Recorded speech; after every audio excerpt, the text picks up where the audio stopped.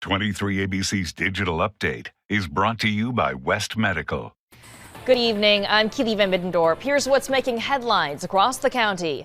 A man is dead after a shooting took place in Bakersfield Thursday night. Officers responded to the 600 block of Oregon Street just before 10 p.m. for a shooting. When they arrived, they located a man with gunshot wounds. He was then taken to a hospital where he later died. No suspect information is available. If you have any information, you're asked to call BPD at 327-7111.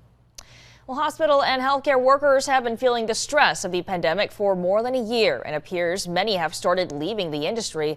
Officials with Mercy and Memorial Hospitals say they're facing staffing challenges. Last year, the state provided help, sending staff to hospitals up and down California. That extra help is now not available. Bruce Peters, president of Mercy Hospital, says hospitals across the county are facing similar staffing issues. He says shortages are being tracked on a shift-by-shift basis. Well, the U.S. has released data from the 2020 census, and that shows that California is getting more diverse. The state's population grew just over 6%. The Asian population grew more than 25%, showing more than 6 million people in California are of Asian descent. That's more than the total population of some other states. California's white population fell by 24%, and the Hispanic population grew by 11% over the past decade.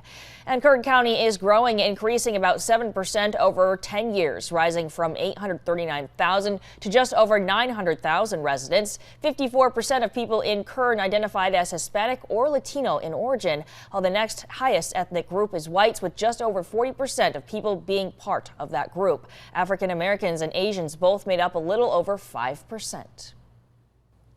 And it's kind of more of the same today weather-wise, and we're going to keep relatively steady weather through the weekend. The only change this weekend is actually that our temperatures are going to be getting a little bit hotter. So it's not a change that we wanted to see. Probably also going to see a little bit more in terms of wildfire smoke this weekend. So if that is the case, we could maybe see our temperatures a little bit cooler than expected. But still, I'm going 104 in Bakersfield tomorrow. It's definitely going to be a very hot day. Temperatures still close to 110 in our desert communities. And I think we'll be even hotter Sunday into Monday. I'm going 106 now, so very hot there, and of course still hazy, especially with another push of wildfire smoke coming in into the weekend. Better news next week, though. Temperatures at the very least falling back into the double digits, which we are happy to see. A little closer to normal for this time of year. It's been a very hot start to the month after that record-setting July that we just got out of. 7-day forecast here for our mountain communities. Again, we see that same trend with temperatures falling a bit towards the end of the forecast, but pretty hot through the weekend.